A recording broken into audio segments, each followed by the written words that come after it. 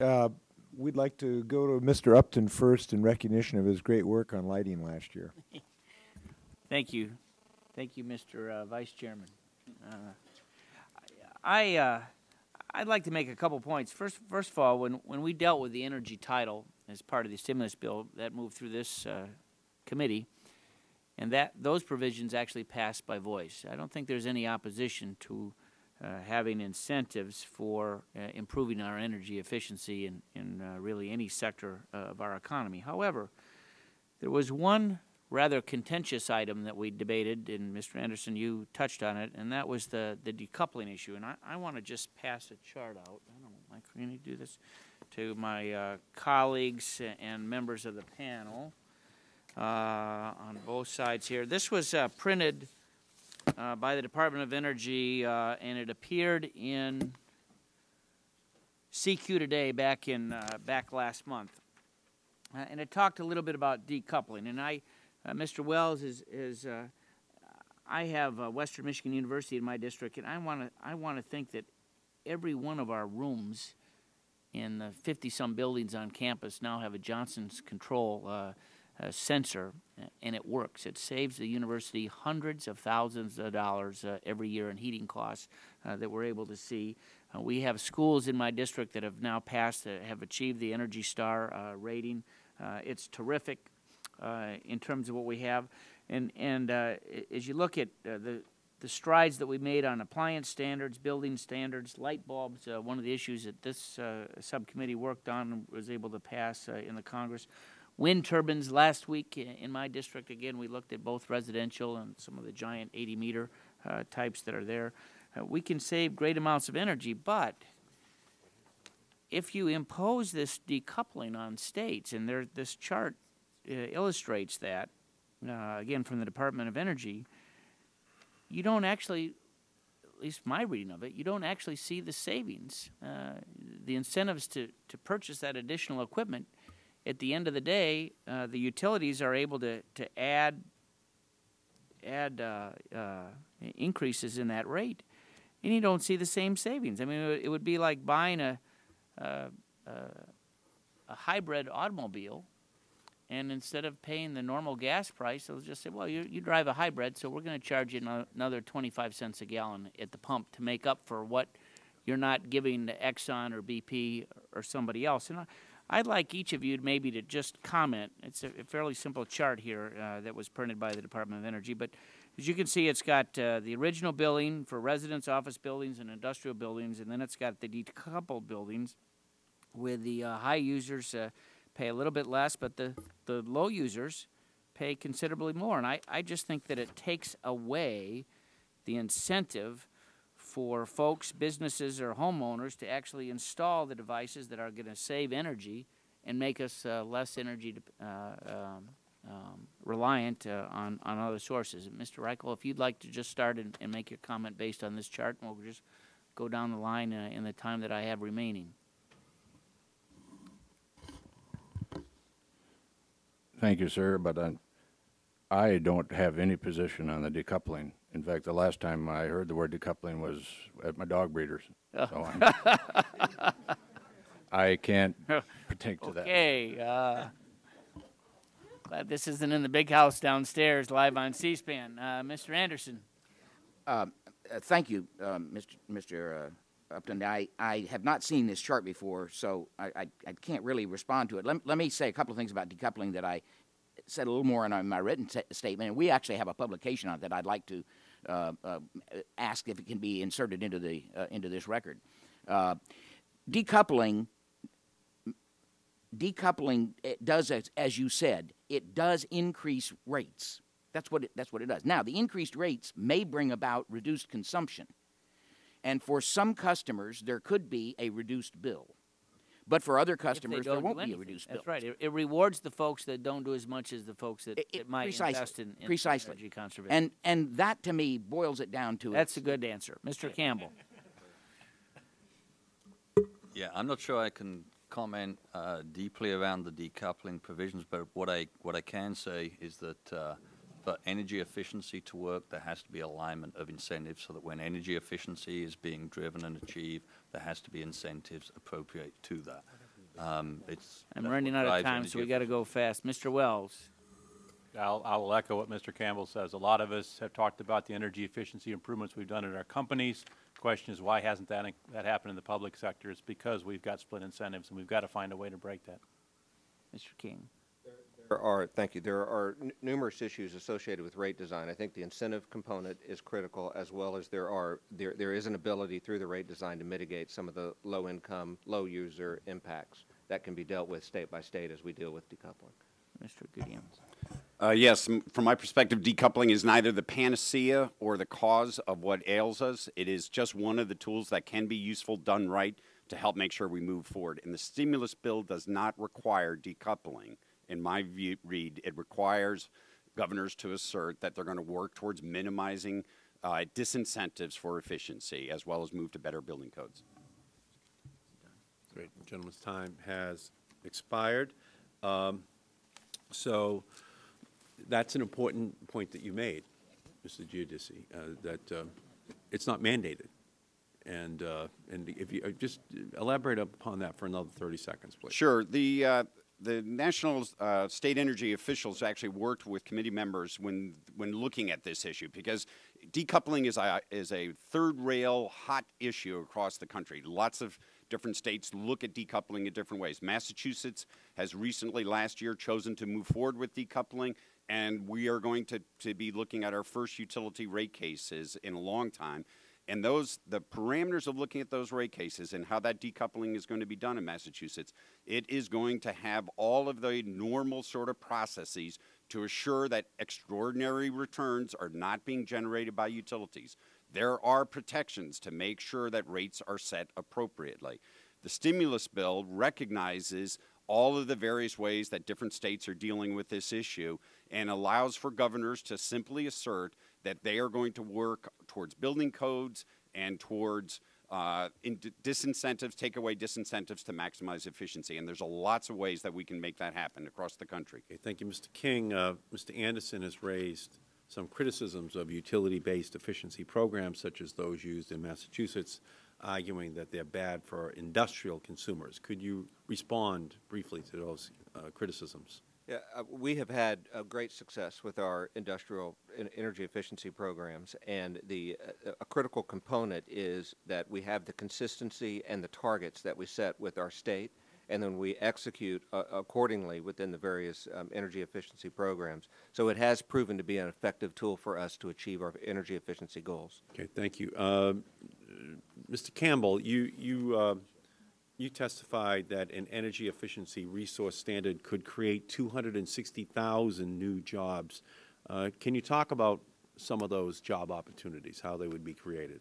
Yeah, we believe those job opportunities get created very quickly as energy efficiency projects and energy efficiency activity starts to increase. Some of the numbers that we see is just for every $1 million worth of projects, so we're probably looking at 5 to 7 direct jobs associated with that activity, and these are well-paid jobs. I mean, these are things like energy engineers, controls engineers, software engineers, project managers, construction crews, technicians, mechanics.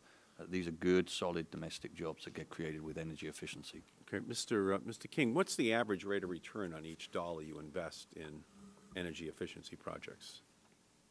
Our overall energy efficiency projects are not the utility investment. It's programs that are funded through our various state programs, and it is the most efficient, low-cost investment with other alternatives, because we do view it as a resource. So as you deal with as energy efficiency, demand reductions, et cetera, those are the most effective investments from an overall return standpoint. Okay, thank you. Mr. Anderson, under my EERS bill, electric and natural gas distribution companies are required to meet certain energy savings targets each year. Under that bill, utilities could satisfy those targets in part by buying from members of your organization the energy savings that your members achieve at their own facilities, for example, through combined heat and power, waste heat recovery, or other efficiency measures. In other words, this is a major opportunity for your members to profit through energy-saving projects. Isn't that something that you could actively support?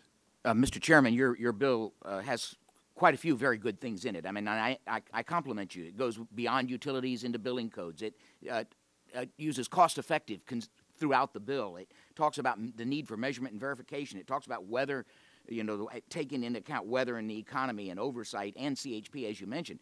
But the way we look at the bill is it mandates energy efficiencies across the board. This is probably going to put a layer of cost across the board. Yes, there are some opportunities involved for some manufacturers who might be able to sell through a bilateral contract, which your bill does allow, but it also is going to affect other industrials in a different way. We think at least that industrials, through their competitive forces, have had to implement energy efficiency in a great amount, and we just think they ought to be exempt from the. All right, let Mr. Wells respond to that. What do you think about that? The question, please. Just respond to Mr. About the EERS. Yeah, please. We've reviewed the bill. We support the bill. When you look at the energy efficiency opportunities that we look at our own company, it's something that it's in line with the performance that I talked about, and it's in line with the opportunities that we see going forward. Okay, and can you give you the final word, Mr. Giudice? I think that the bill will actually unleash all kinds of opportunities in industrial facilities and commercial and governmental facilities, and I'm quite excited about it. I think many folks across the country will be able to. Do you agree with that, Mr. King? Yes. Again, if you go back to some of my comments, our view is this is the foundation of a strong energy policy, and if we can build energy policy on the foundation of energy efficiency as one of the top resources, I think it's the right way to go. Thank you, Mr. King. Chair recognizes the gentleman from Illinois, Mr. Schimpfer. Thank you, Mr. Chairman. Let me follow up on this. Would anyone who supports the EERS support it without decoupling? Mr. Right there. I'm sorry. Phil Giudice, yes. Giudice. I would support EERS Without decoupling? without decoupling as a specified requirement. Absolutely. Okay, Mr. King? But to be clear, we would require different states dealing with the utility by utility issues. To make Mr. that King? Mr. King? We are operating in states that are moving on a progressive path towards sound energy policy, and decoupling is an issue that they're willing to tackle. So we're going forward without it being a part of the. So you don't need decoupling to support EERS. Within the states we're operating in, the states are supportive of moving in the direction. Anyone else want to add on to this debate? Let me follow up on this decoupling debate because this is pretty telling. Major users was thrown out, but this chart by the Department of Energy that my colleague Mr. Upton brought out talks about the additional cost to low users. Now, I represent parts of 30 counties in southern Illinois. We wish we had more manufacturing. We wish we had big users. We're producers of electricity through coal and through coal-fired operations. I've talked about that last hearing where 1,000 jobs in my district were lost through the Clean Air Act. I can point to the specific mine, and I showed pictures of that mine on the last thing. But this is talking about the effect to low users and residential small businesses of decoupling. So I would hope we didn't just disregard this. And I would want to ask Mr. Giudice and Mr. King. The Boston Globe, in an article January 18, 2008, and this is the second paragraph, Massachusetts manufacturers pay the highest electricity prices in the continental United States, and the gap between their cost and those competitors in other states is widening, according to an energy department. In 2006, the most recent annual data available, industrial users in Massachusetts paid more than double the average U.S. rate, compared to 60% more in 2005. Only Hawaii has higher industrial rates. And you're telling us that that's the standard that we should have? Higher industrial rates? No. The Massachusetts model? I'm not saying that our rates are the model for the country. I would actually love to bring our rates down, and we're working hard to do that and are spending down on energy. And I suspect that the efficiency initiatives that we're taking are the ones that are going to drive that down most dramatically. What, and Art, to be let clear, me add to this debate the international scope, because this is really an international debate, and we're competing internationally with countries around the world. If China and India do not fall into some climate change regime on cap and trade, can we ever compete with them in the manufacturing sector again? in my view, the world needs to get No, that's not the question. involved in the carbon issue. Well, the question is, if China and India does not, which I believe they will not, based upon discussions I've had with senior Chinese officials, if they do not, will we ever be competitive in major manufacturing in this country again? We will have gigantic problems if China and India do not get involved in carbon issues. Thank you. Let me follow up with, and I don't believe they will, obviously. Let me go, Mr. Campbell. This is a great in your testimony, and this is again on this decoupling, and you could have been stronger based upon your written testimony, because you say this: improving efficiency is good for everyone. Efficiency improvements not only reduce emissions but also save consumers and business money. Energy prices are escalating and would continue to rise with a price of carbon. All right, this is what we say all the time. Energy prices are escalating and would continue to rise with the price on carbon. That's climate change, putting a price on carbon. Energy efficiency will reduce that impact of climate policies on energy and on consumers' energy bills. It will lower energy spending for American business, large and small, enabling them to better compete in the global economy.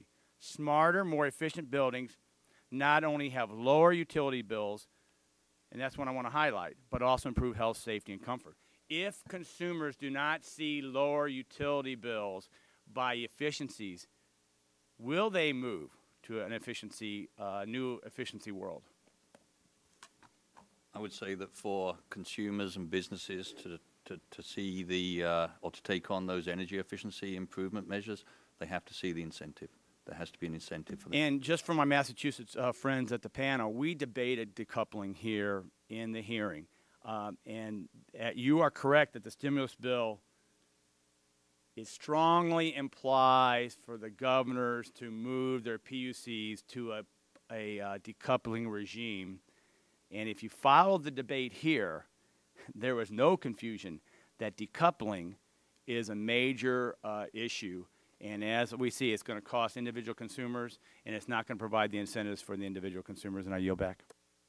The gentleman's time has expired. The chair recognizes the gentleman from Washington, Mr. Inslee.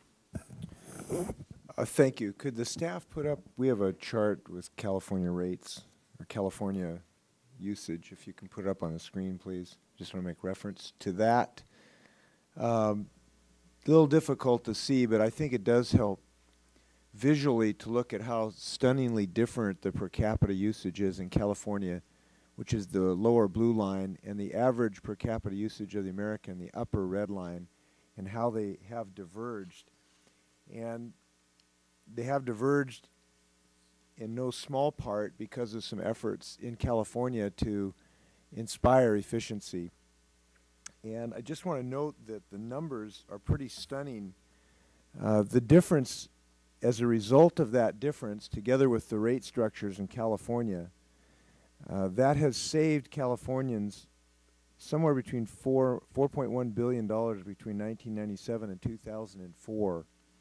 And basically, it's the difference between a flat per capita usage in California and about a 40% increase per capita in the United States.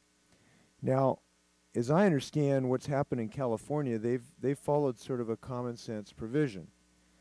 Their measures they've adopted basically say that if a consumer's energy needs can be met with a 3-cent per kilowatt investment in energy efficiency, essentially California has required utilities to go in that direction, where instead a 10-cent per kilowatt investment in a new power plant would be an alternative way to go about that. Now, our efforts in the stimulus bill would essentially, in one way or another, ask utilities to adopt that same type of strategy, which to me seems a relatively common sense provision. If you can achieve your consumers' goals, which is a warm house, with a less expensive investment in efficiency rather than a more expensive investment in power generation, then we want you to go in that direction. Now, I think the language of the stimulus bill, in fact, meets that sort of goal, and that's why the president of the National Association of Regulatory Utility Commissioners just last week basically expressed acceptance of the language that we put in the stimulus bill. So I just want to ask Mr. Giudice, if I pronounce your name right, to comment. Is that a fair assessment of what we're doing in that bill? Yes, that is a fair assessment, and I think it is a good case example of what's possible here for the whole country to move forward with. Do any of the panel disagree with that assessment? I'd like to add a couple of things to it. I happen to have been looking at the same chart that you put up there, and just add a couple of things to it. The vertical line right there, just it's hard to see, it was 1976. My understanding is that California decoupled in 1982. They got rid of decoupling in 1996. They instituted recoupling again in 2004. They implemented inversed rates. In other words, the more you consume, the higher the cost per kilowatt hour. That I think at least went farther than anything else in bringing this about. And I conclude from this, if you have high rates, you're going to have lower consumption. Now, climate helps too. You know, when you're on the coast of California, you have a wonderful climate. It is truly God's country, and you don't need air conditioning a lot of the time or heating. So there's a lot of other factors here besides it. But what my main point is that business flight out of California has exceeded, I believe, just about any other state for a considerable length of time. And if we as society like that as a model, high prices, flights of businesses away, then I think we can go into this. I don't think this chart, though, tells us that decoupling is good or bad or whatever, because it just is far more complicated than that. So do you have any assessment of, are you familiar with any studies that have tried to parse out the relative contributions to the California experience? I don't know of any particular ones, no.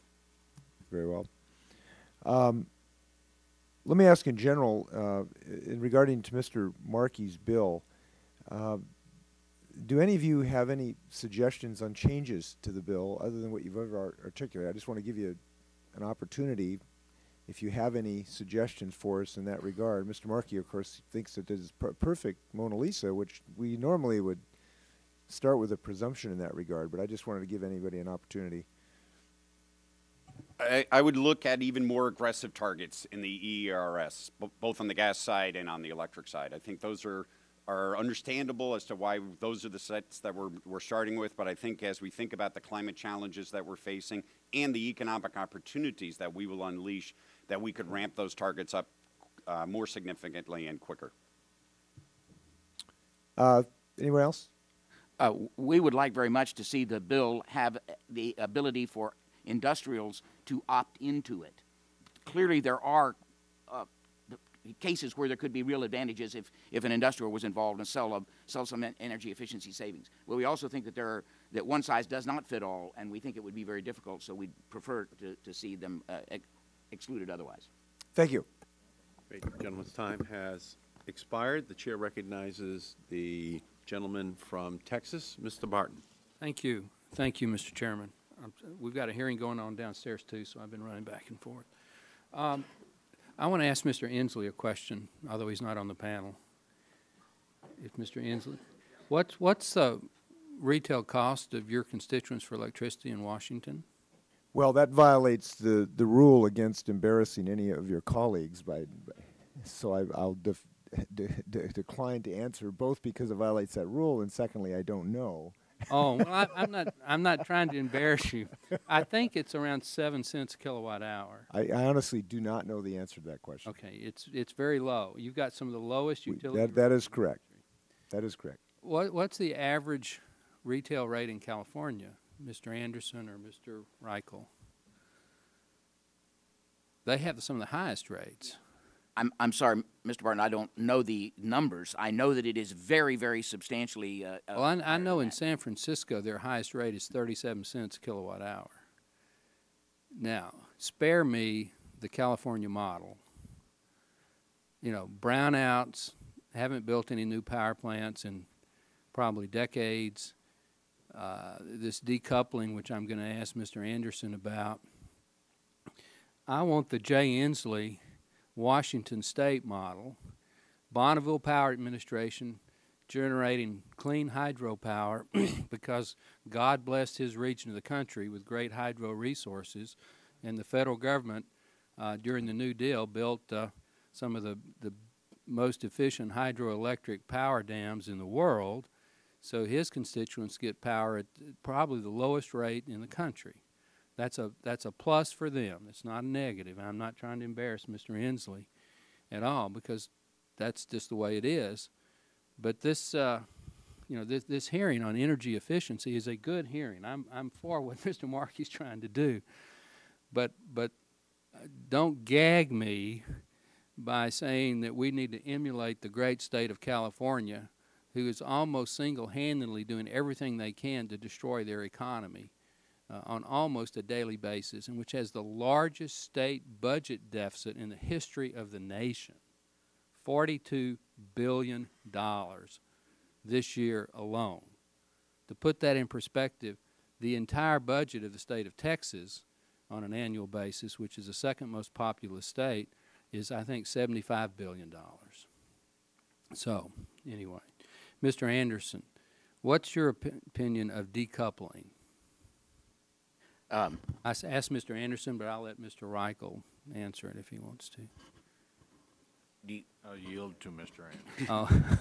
Oh. As I said very briefly in my oral remarks, and I have much more detail. I've got the name tags wrong. I'm sorry. Go ahead, Mr. Anderson. We are very much opposed to revenue decoupling for a variety of reasons.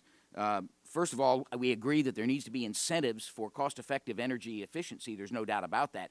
But trying to pay extra amounts to utilities to have them implement it just doesn't make sense. The dollar that you give to a utility for energy efficiency, and remember, utilities don't spend their money; they spend customers' money.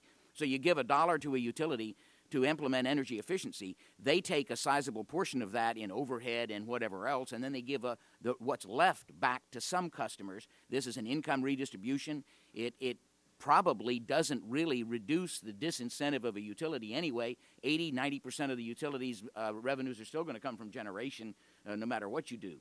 So we have a whole variety of reasons why we are strongly opposed to revenue decoupling. I would also like to say that I was surprised to hear someone say that NARUC, the National Association of Utility Regulatory Commissioners, supported the provision in the stimulus bill. I was working very closely with NARUC throughout that debate, and I thought that they were opposed. I cannot speak for them, but I think we ought to find out where they stood on the final Is there a better way to incent a utility to do these energy efficiency programs than decoupling? I think a far better way, if you're going to have a utility involved at all, I think a far better way is to have the utility be basically a tax collector.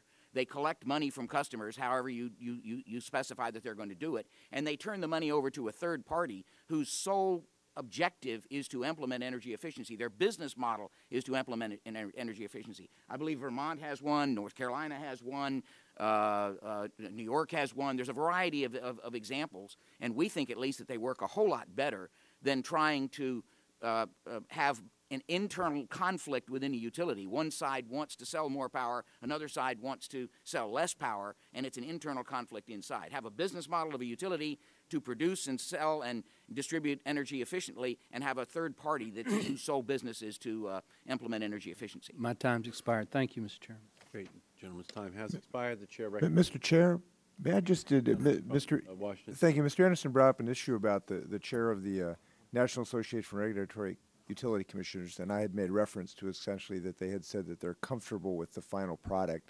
With your permission, I'll put his statement in the record, and I think it will clarify that. They basically had concerns about the original product. He expressed comfort with the final product. Thank you, and I guess... If I may, I'm going to ask the gentleman from Texas if he would mind having this clarification be part of a 1-minute extension that was granted to the gentleman from Texas. Thank you. Sure. Gentleman, Mr. Anderson, if you want to respond. Yes, I was at the meetings where they did this, and I didn't understand the final, so I may be incorrect with it, but I know that there was tremendous concern that a public utility commission is supposed to be an independent body, And the way I read the language, the way they were reading the language, was the governor is supposed to be, in essence, trying to tell the independent commission what to do, and they thought this caused tremendous amounts of internal conflict, maybe ex parte kinds of concerns and that sort of thing. But if I am incorrect, I need to stand corrected. I apologize if I am. Well, we'll just put this in the record and let people draw their own conclusions. Thank you. I thank the gentleman. The chair recognizes the gentleman from Vermont, Mr. Welsh. Thank you, Mr. Chairman. Mr. Anderson, I am from Vermont. We do have decoupling, and we do have a separate energy efficiency utility, and they both seem to be successful. The decoupling was a process that was widely debated with our utilities and worked out. And I want to get back to what we can do and not get just bogged down in whether this question of decoupling should get in the way of an aggressive frontal assault on efficiency. Mr. Giudice, as a state official, you obviously have some sense of the importance of state autonomy, and some are arguing that setting a federal floor for building energy efficiency imposes a one-size-fits-all approach that interferes with autonomy at the state level. Yet you are arguing very aggressively for strong federal building standards, and I want you to elaborate on that. Thank you. Yes. It is clear that the market alone is not working on our efficiency around the country. There are market failures, there are market barriers, and so we need to stimulate the right decisions. But it isn't one size fits all. And what does work in the Southeast in terms of windows, as Mr. Upton was speaking of earlier, is different than what works in the Northeast. But that doesn't mean that all of us don't have an opportunity to go much, much more significantly towards energy efficiency. And I do think that this kind of approach as laid out in the proposed act will enable us to do that. Okay, thank you. Mr. Campbell, it's tremendous to hear about the success that you've had at Johnson Controls. And one of the big dilemmas that we face, and it's being argued here, I think largely around this question of decoupling, is what's the dislocation that occurs when you go from one energy policy to a new one. And you have been successful, as I understand it, in achieving efficiency and also creating jobs. And I want you to elaborate on that in your point of view about how aggressive we should be using efficiency as a tool to create jobs. I mean, our view is that energy efficiency is the number one opportunity for managing emissions, for managing some of the capacity issues that we have on the generation side. And clearly, energy efficiency creates significant jobs. There's a significant industry behind that. But there are a mismatch of incentives that are out there today. So as we look at this, we really do see significant value coming from a whole series of complementary measures that need to be introduced, both around building codes, equipment standards, and also the energy efficiency resource standards that have been introduced. But in addition to that, we believe that there does need to be the very clear alignment of incentives for people that are making energy efficiency improvements on their buildings. All right. And what would you say would be the, say, 2 or 3 incentive alignments that would be the most helpful? Well, the first one has to be to save money. I mean, that's ultimately what you want to see with any efficiency improvement measures, that you have to have a return from undertaking that activity. And depending on the scale of the return, which can be complemented with specific incentives, depends how deep you can go within an energy efficiency project. So you can see energy efficiency projects without incentives, especially in the private sector. They go very shallow, maybe look at lighting, maybe look at recommissioning, constant commissioning of a building. But to do the deep energy efficiency improvement measures that go 30, 40% energy efficiency improvement in a building, people either have to have a very long-term perspective on that building, or there have to be incentives attached to taking those measures. Okay, thank you. You know, in Vermont, we spend about $1 billion a year, which for our small state is a lot of money, on energy. That is money that goes straight out of the state. A lot of interest in doing combined heat and power or other means of local generation of electricity in order to keep that energy dollar recirculating as much as possible in Vermont. Mr. Mr. Wells, what specific things could we do, as you see it, to encourage local generation of power, to keep those dollars at home? When you talk specifically to combined heat and power or cogeneration, it's finding a means to utilize the waste heat that comes off power generation. Today's power generation, pulverized coal, efficiencies are in the high 30s. In some of the cogeneration units that we run, they're in the high 70s, if not approaching 80. Because of our ability to capture that heat, we have a ready heat sink right there to use it. So distributed heating, finding a way to take the heat off of a power plant and using it to heat homes in a neighborhood or in some sort of way, or finding an industry that needs that heat and coupling that up to with the power plant. When electricity is sold in the grid, the heat is used. Problem is, heat can't be transported like electricity can. So it has to be something local, has to be something distributed right nearby. And then how do you deal with the impact that it has on the local utilities that would potentially lose customer base or lose revenues? And anybody on the panel can answer that.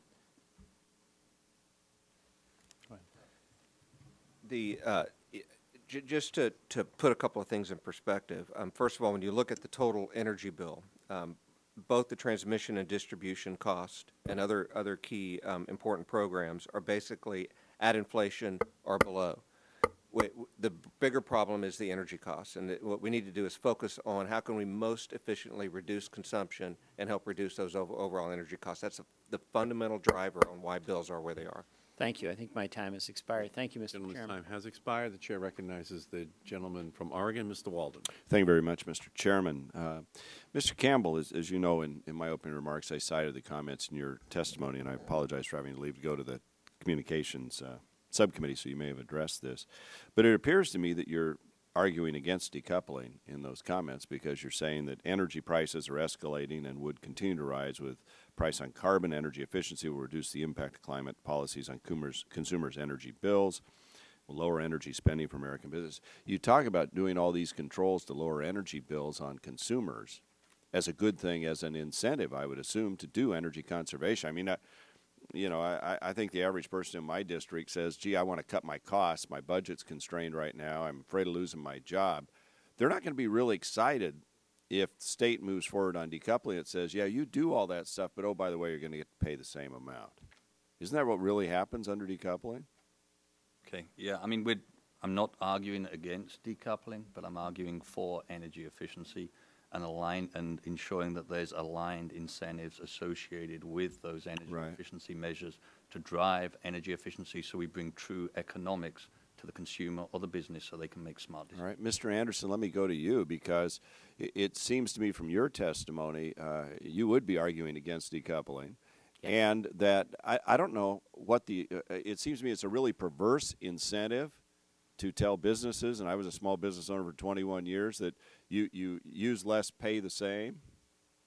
Tell me how that's going to help our economy. Tell me the stimulative effect on a small business by having them pay the same utility rates because they conserve their energy consumption.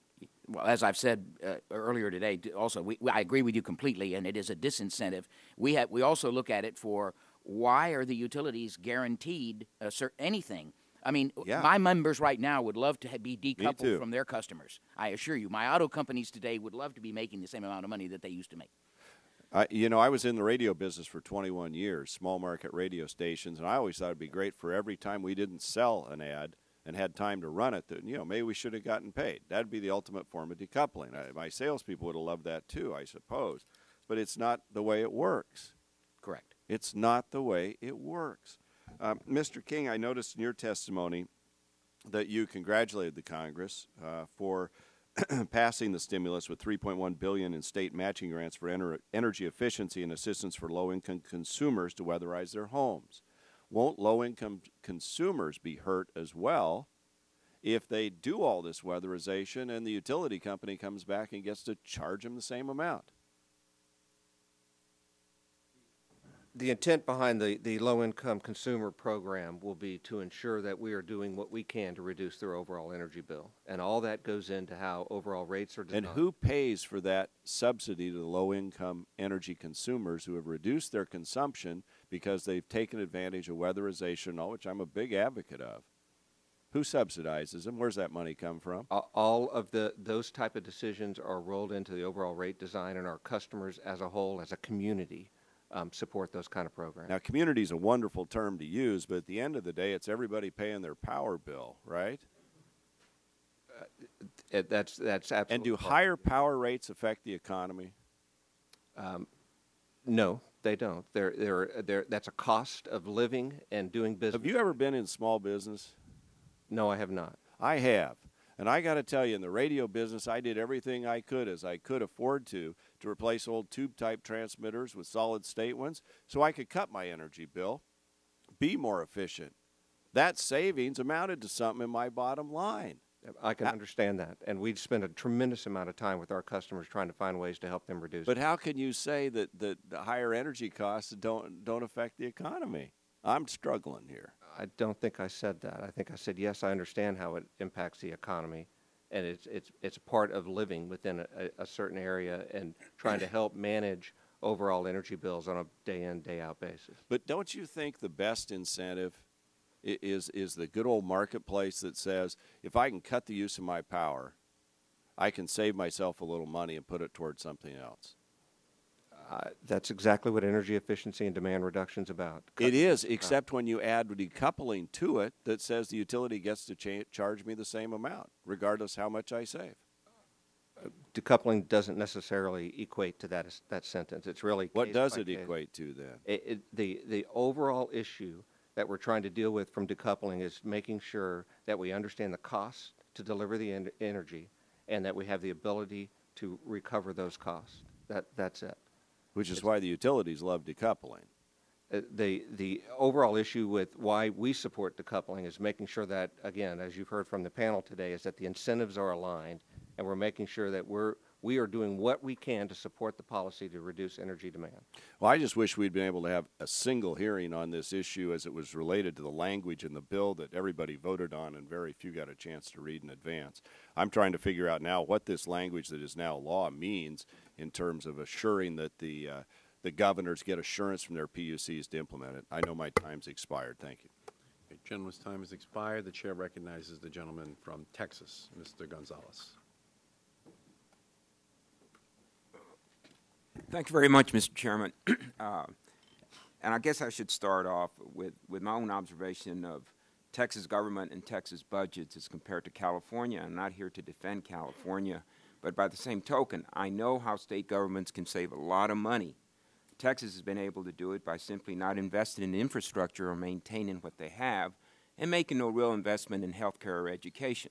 You can save a lot of money that way. There's a greater price down the road, and I believe that my analysis would be supported by any study of what Texas has done in the past few years. As we go through this debate today, you would think that we've made some real progress. Because you think in terms of the first year of the Bush administration in 2001, and I know it's getting into the partisan, but let's just figure that we've made some progress.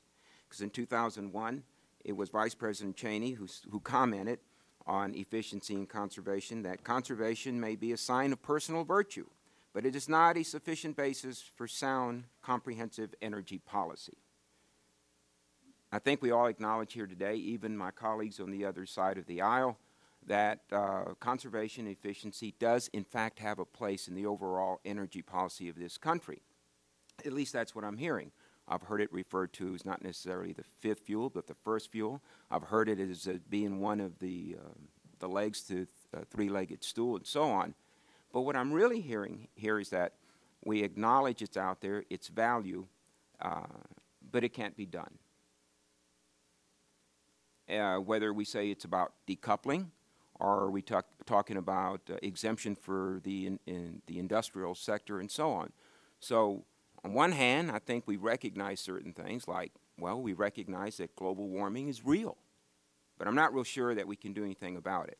But at least we have the acknowledgement. So I feel hopeful that we have finally acknowledged a fundamental fact and we move forward.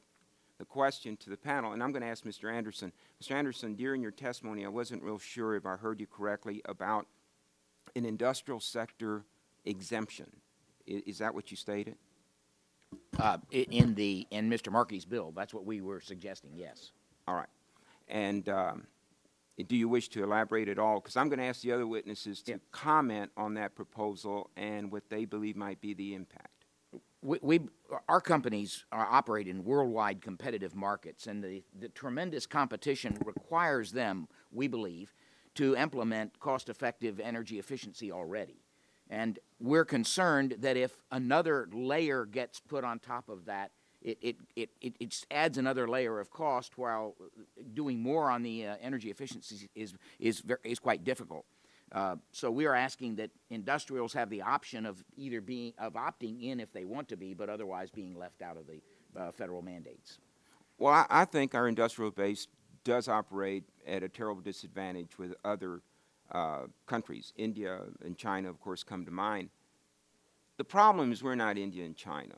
And the truth is much of our progress and stuff was based on some pretty bad experiences. And it doesn't mean that we continue or revert back to practices that should have been unacceptable in any circumstances. I don't want to go too far back, but let's just go back to child labor and working conditions and such.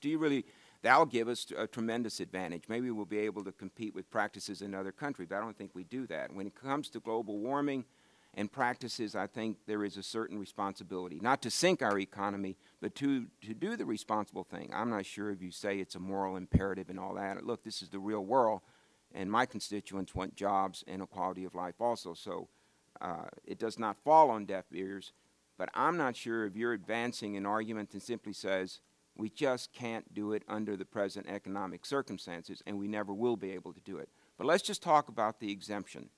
Is that a viable choice? Is that something Mr. Markey should be considering? And I will ask the other witnesses to make their remarks and to address that particular statement by Mr. Anderson. Let me add to that. I think when you look at competitive, that's a very good point. And in my case, the competition is not labor costs, it's energy costs. And so we're competing with places like the Middle East, where they can get natural gas out of the wellhead at $1 MMBTU. And as recently as last summer, we were paying $14 for that same. And for that reason, we have done the sort of efficiency improvements that I talked about, the 1,600 trillion BTUs of energy that Dow Chemical has saved since 1994. And for that reason, the opt-out may make some sense, because we've done a lot of the things that are out there. And for us to go to the next step gets us out of what would be defined as cost-effective and into much more costly. However, having said that, having looked at the bill and looked at the numbers, at least for our particular company, we feel that the bill as introduced is something we can live with. Yeah, let me just add to that. With the targets within the bill, I would concur. Personally, on behalf of our company, I believe we need to get serious about energy efficiency, and having exemptions is not getting serious about energy efficiency. I think the numbers are very attainable from all businesses, and I think that it really is a significant opportunity to drive competitiveness of our industrial base, to get more competitive in relation to energy efficiency and energy consumed. Yes, sir. I strongly support no opt-out for anyone, that we're all in this together, and there's opportunities for all of us to do so much more. In Texas, the PUC there and the State Energy Office has recently looked at the efficiency potential in Texas and determined that there's upwards of 20+% of reduction of energy consumption possible, and the economy would grow without any shrinkage. It would grow jobs in Texas by reducing energy consumption on upwards of 20%. Our industrial base is very interested in finding every way they can to reduce their energy consumption. We spend a great deal of time with them on it. We've had great success in reducing their overall energy consumption. And if we set goals and objectives in this bill, we need to find every way we can do it to achieve those goals and objectives. So I would highly recommend we stay with as large of a market impact that we can to ensure that we're achieving the efficiency goals. And is it Mr. Reichel, is that correct, the pronunciation? Yes, sir. As my expertise here today is pretty much with energy, once it's inside the building, I would again support anything that we can do from the energy efficiency side on the outside of the building. Thank you very much. Yield back, Mr. Chairman. Okay. Gentleman's time has expired. The chair recognizes the gentleman from Louisiana, Mr. Scalise. Thank you, Mr. Chairman. Mr. King, in your testimony that you'd submitted, I think is on the first page, you had talked about the various strategies that you embrace, and I think your comment was, we need it all. And I agree with that. I know a lot of us last year in the big energy debate we were having in Congress proposed an all of the above strategy, which encompasses efficiency, conservation, but also production of natural resources as well as renewables. One of the things, and we had this debate on the stimulus bill, that we consider a renewable option is nuclear power. And there was an attempt to include nuclear power, which has no carbon emissions, in that renewable definition. Unfortunately, that was an unsuccessful attempt. Do you support including nuclear power in that we need it all strategy that you envision in your testimony? I think it's important that we look at all the alternatives. And consider that as one of it would the it's an alternatives. alternative. So it's important that we look at all the alternatives and make sure that we understand and have a comprehensive view of where we can take our national energy policy. Yeah, and clearly many other countries are already pursuing that, and in a very aggressive way. Our country seems to be lagging behind. Hopefully that changes as the technologies advance, but it's clearly working well for many who are using it, so appreciate that. Mr. Wells, in some of your testimonies, you talk about natural gas prices and the effects, and obviously, and we've got some large facilities with your company and others in South Louisiana, and as gas prices increased, it had a stifling effect on growth in the industry. As companies are trying to be more efficient, and of course the biggest incentive is the profit incentive, and there is a profit incentive to be more efficient. But as you squeeze efficiencies out, and then you get to a point where decoupling and other things would potentially increase rates for those who have done all they can, what, in terms of job losses, every time you have a 1% increase in natural gas prices, for example, what does that mean in terms of your ability to continue keeping the people employed that you have employed, looking at moving more operations overseas? How many jobs are lost for every 1% increase in natural gas prices? I don't have the number, the 1% or the one, but in the chemical industry, in the last 8 years, we've lost over 100,000 jobs in this country, in large part due to what's happened to natural gas pricing, where we were in an area where we paid a pretty constant price in this country, and we built a rather large chemical infrastructure around that and became an export base for much of the world. When natural gas did what it did back in the late 90s into the early part of this decade, then we started looking for other cheaper sources and found them. In my own company, we're looking at building plants in Saudi Arabia, places like Libya, Egypt, because we can get that very cheap feedstock. And it's important to know for the chemical industry, natural gas is not just a source of energy. We don't just burn it in a turbine or just combust it to make steam.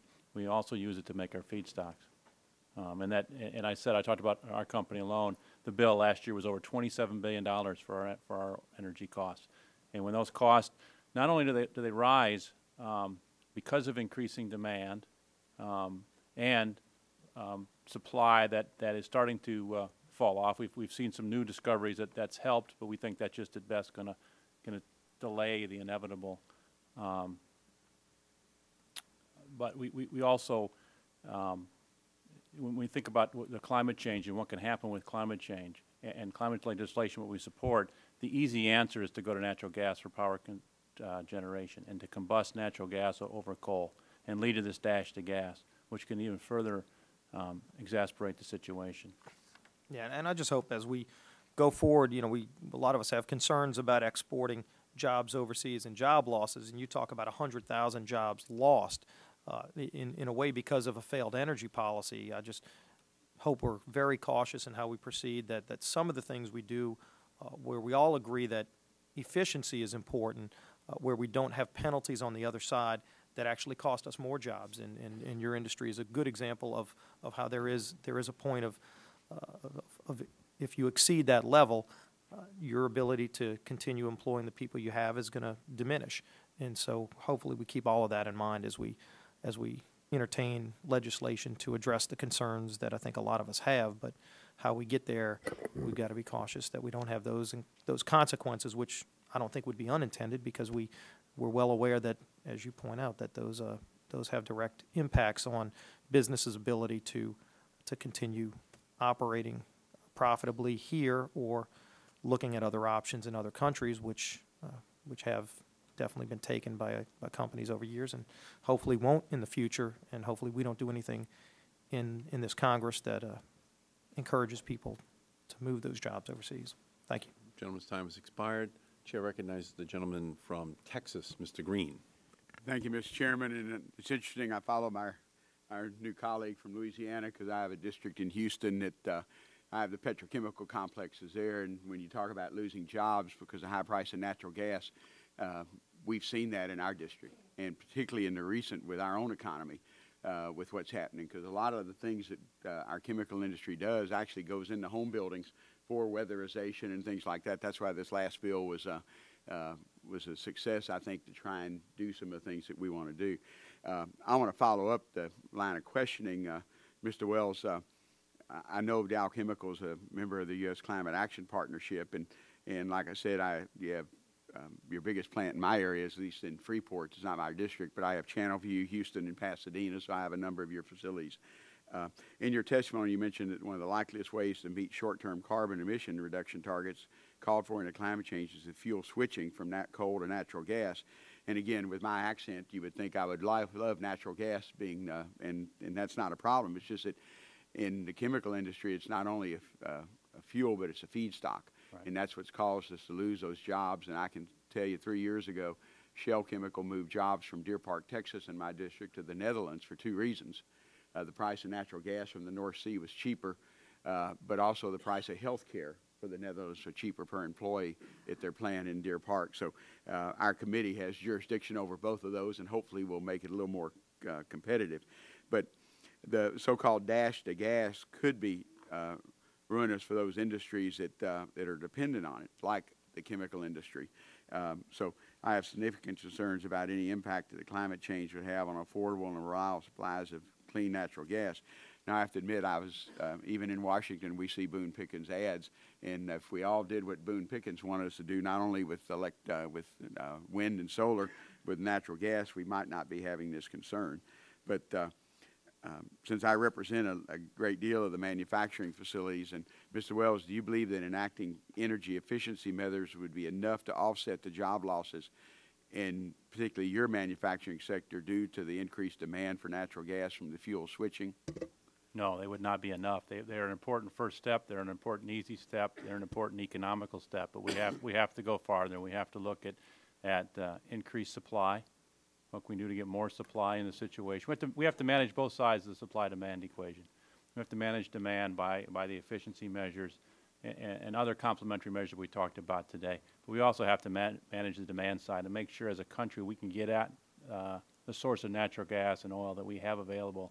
We're the only country in the world that isn't allowed to look for our own resources right off our shores. Well, in this Congress, or at least the last Congress, made some exceptions, and we took off the moratorium on outer continental shelf drilling. Now, I know there may be some adjustments to that, and we don't want to drill in national parks and sanctuaries and things like that, but there are areas that we can get natural gas, because natural gas is site-based.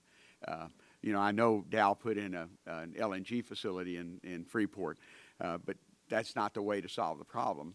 We really need to have it much closer as you can pipeline it, and because the cost gets so extravagant. Now, we didn't put it in. It's another company put it next to ours, and we are a user of that You're facility. A user of so it. just Well, to clear out, I say that you're the biggest customer. Yeah, You probably yeah. wouldn't be there without Dow and Freeport. So, but I know, and I'm a big. In fact, in the 05 energy bill, Congressman Terry and I both championed that, where we would import natural gas when possible, but that's not our solution either. So. What design elements for a cap and trade program, whether it's reduction of targets and timetables or cost containment mechanisms or complementary policies, would be most effective and lessen the impact of fuel switching? Does Dow or your industry absolutely. have any I information? just speak to, as a member of USCAP, USCAP recently came out with their blueprint for legislative action. And in there it talks about certainly the complementary measures for coal, complementary measures for transportation, things we would like to see, certainly carbon capture and storage. The ability to continue to use coal in a responsible way will go a long way to keeping the dash for gas. What will happen if we don't do something like that? Natural gas becomes the bridge. As we invent the carbon-free energy infrastructure, that's going to take time. And to bridge that time, the easy choice is to go to natural gas. Natural gas creates half the amount of CO2 as coal does in a power generation situation. And that's, as our industry cannot afford for that to happen because of what I've talked about. And also when you happen in carbon capture and sequestration, that will help in particularly with coal. And I know your response to the earlier question about nuclear power, again, that's 15 years away, if we're lucky, maybe 12. We certainly think nuclear is part of it, both the traditional light water reactors and then some of the newer technologies around next generation. That the high temperature gas reactor, we see lots of potential, although that technology's got a long way to go, lots of potential for that also to come to bear. Okay. Last year, the Natural Gas Council produced a model that predicted demand for natural gas would increase by as much as 10 trillion cubic feet per year under climate change legislation. First question is, even with measures to increase of energy efficiency, do you believe it's still necessary to increase environmentally responsible reduction of natural gas, domestic natural gas supplies in order to meet short-term carbon reduction targets called for in the climate change legislation and to keep those good-paying manufacturing jobs in the U.S.? Yes, absolutely. Okay. Could congressional efforts to hinder the domestic production of clean natural gas inhibit the U.S. from achieving those short-term carbon reduction targets while protecting our manufacturing base? Yes. So it's compatible as a member of both U.S. CAP to be a supporter of efforts to reduce carbon emissions as well as to increase domestic supplies of clean natural gas? Yes. Thank you. Dr. Anderson, you mentioned the importance of utilizing combined heat and power technologies in petroleum and chemical industries and expressed disappointment with FERC's recent rulemaking regarding incentives for CHP as called for under the Energy Act of 2005. Can you further elaborate on why you believe that rulemaking would discontinue CHP incentives in certain FERC-approved regional transmission organizations? The FERC order, the rule that came out, basically said that the PURPA incentives granted in 1978 for combined heat and power for cogeneration would go away in those markets that FERC has approved as being a RTO or an ISO. That's an independent system operator or a regional transmission system. So in those areas, which covers a significant portion of the country, the incentives that have been there since 1978 are going away. A utility can simply file with FERC and ask that they go away, and they're beginning to do that. We did not think that that was the intent of the act in 2005. In fact, we worked with Representatives Barton and Boucher and others when that language went through. And so what we're asking is that you all take another look at that and see if that really was the intent. We at least believe, as manufacturers that do a lot of cogeneration, a lot of combined heat and power, that it's a big detriment. Thank you, Mr. Chairman. I know my time's expired, but I appreciate that, and we'll see what we can do, because I know that wasn't the intent in 2005 when we were doing the Thank you very much. Okay. Thank you. Gentleman's time has expired. The chair recognizes the gentlelady from Wisconsin, Ms. Baldwin. Thank you. Mr. Green's questioning dovetails well with the direction I want to go in. In my opening remarks, I cited the December Oak Ridge National Laboratory report stating that manufacturing facilities and commercial buildings are sources of waste energy that can be captured and converted into useful electricity and steam production. And further, it said that waste energy recovery is one of the most promising options in the U.S. energy efficiency portfolio, and that if the U.S. adopted a high deployment strategy, combined heat and power development could generate $234 billion in new investment and create nearly 1 million new high-skilled technical jobs throughout the country. The report goes on to say that the U.S. could avoid 60% of potential growth in greenhouse gas emissions between now and the year 2030 if we increase the amount of electricity produced from distributed energy sources from 9% today to 20% by the year 2030. And we've had some questioning about this, but I'd like to look, with this potential out there, sort of have a little bit more of a discussion about the various incentives and barriers regulatory environment, as we've just talked about, the technological hurdles, and cost. And I guess I want to start in with cost because there was some testimony suggesting that this isn't cost effective, that it's cost prohibitive. I've certainly heard from many industrial waste experts who have waste energy experts who say that much of the technology is readily available without further R&D. Required heat exchangers, turbines, piping are all off the shelf, not requiring additional R&D. And that there's other things that create hesitation in making these investments in the industrial sector. So I guess to Mr. Wells and Mr. Anderson, if you might comment first on the cost barriers and additional incentives that we could be looking at. I can only speak for the industrial sector and for our own, and we don't see any cost barriers.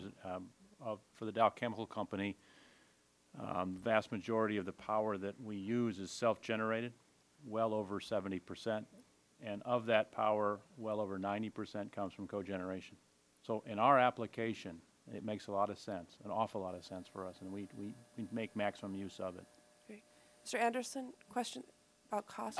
First, I'm not familiar with the studies. I apologize for that. But one of the big barriers to cogeneration is the ability to get backup maintenance and standby power. If your generator does go down, you've got to be able to buy it, and buy it in a non-discriminatory way. And we're concerned that when the incentives of PURPA were taken away, that it's taking those things away, and that's why we're asking that you look at those things again.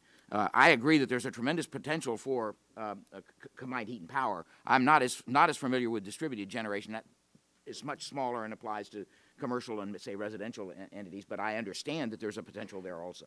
Well, let me follow up on that answer.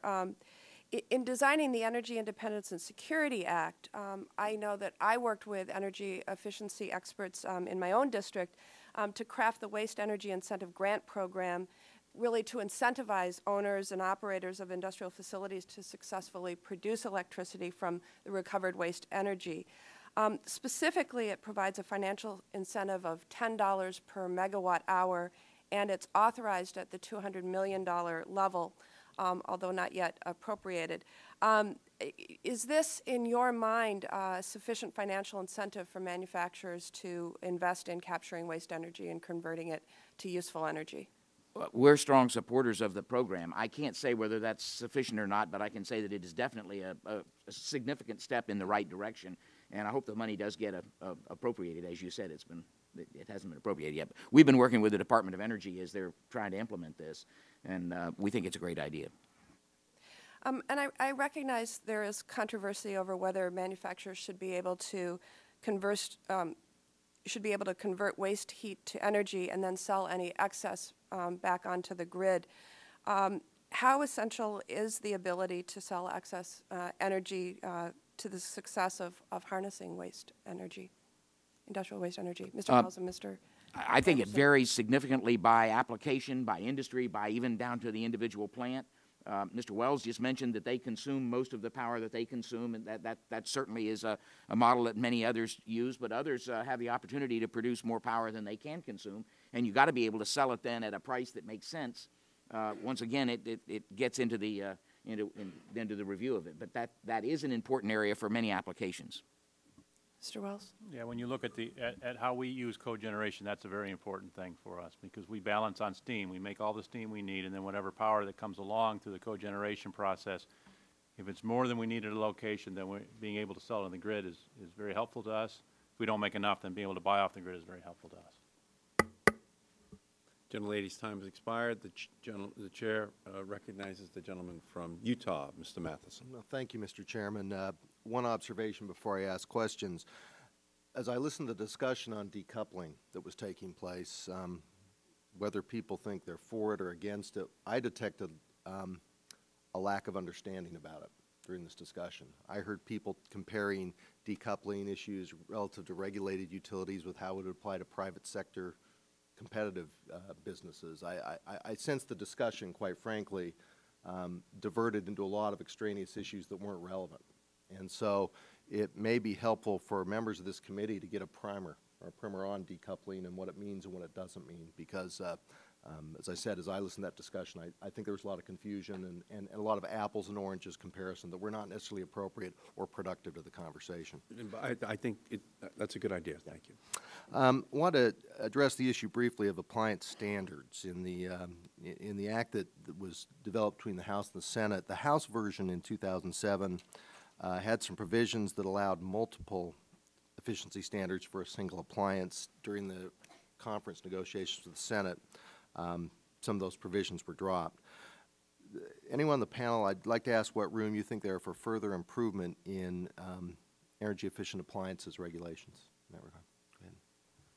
Gigantic room for improvement.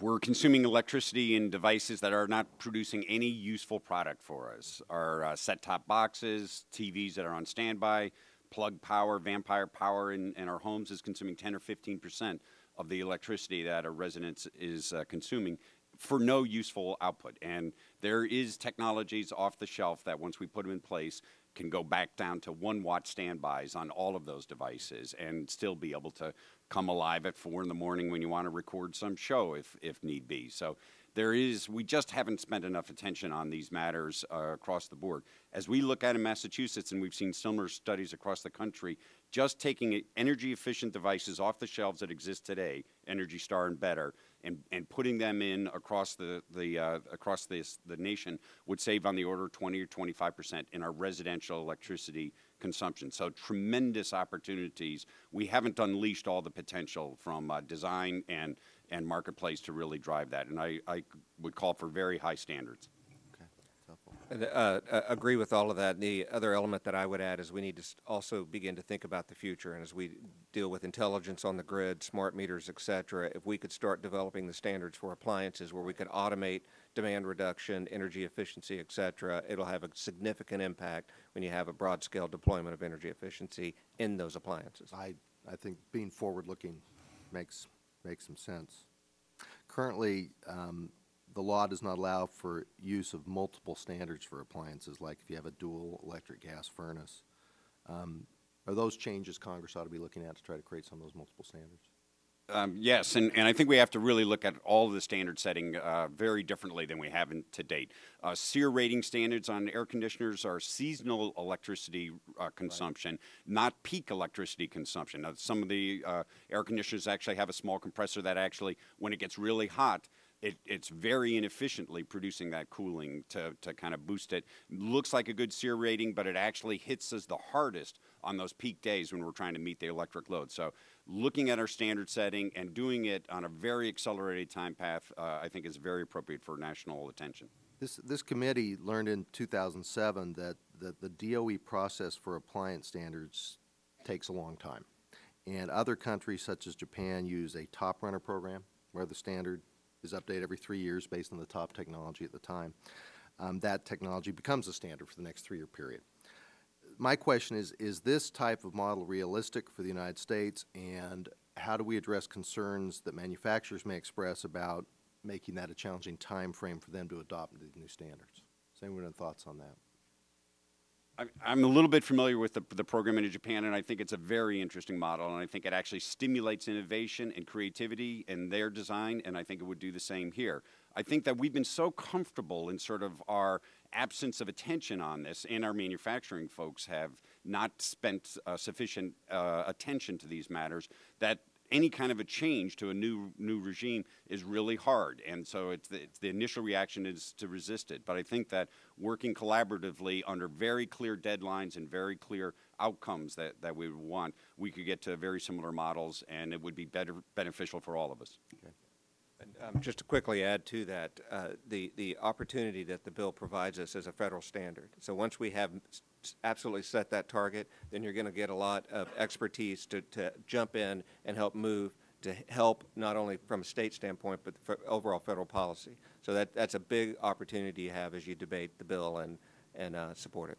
Okay. Yeah. Thanks, Mr. Chairman. I would just, if I may, just add a comment. I think that aggressive standards drive innovation. They also ultimately help with manufacturing scale, which gives us more cost-effective appliances that will be going into the market. Okay. Thank you. I'll yield back. Gentleman's time has expired.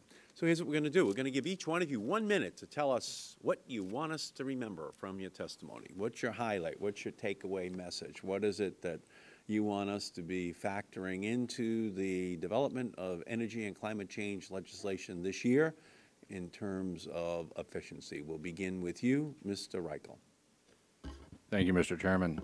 I don't want you to remember me for my expertise on decoupling.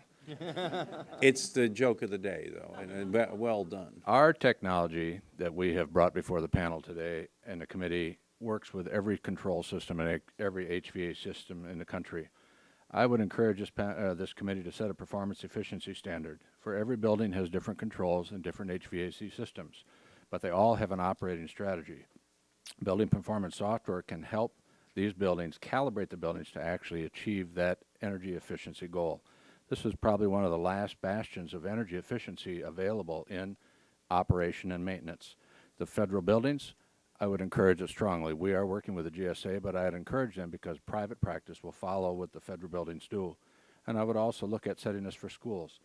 There's $13 to $15 billion of savings out there if we did this across the country. And I think it's very important, and I commend you for your work here. Thank you. Thank you, Mr. Reichel, very much. Mr. Anderson.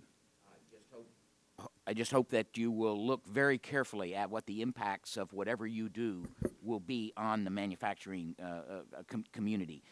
Nearly every one of these proposals will raise rates that we see. Some will bring about lowering consumption, and if the two offset, then that's great. But have a very realistic look at what it's going to do to the manufacturing community, because many of them are right on the edge, and they're going to close a plant here, and they're not going to reopen it here. They're going to open it somewhere else. Thank you, Mr. Anderson. Mr. Campbell. We do believe that energy efficiency should be considered the first fuel, as it does save consumers and businesses money, and we do have the technology available, widely available today to deliver energy efficiency. We don't believe there's a silver bullet to energy efficiency. We believe there's silver buckshot, and there's going to be complementary measures like the ones that I think we've been discussing this morning, and they're going to give us the opportunity to drive energy efficiency to the level that I think as a nation we need to drive it. I think that energy efficiency is the most important thing that we can focus on when it comes to climate change. And we need to make sure that there's alignment of incentives right the way from the utilities to the users of the energy. And I don't think it's ever been more important. I think it's something we have to focus on now. Thank you, Mr. Campbell. Mr. Wells.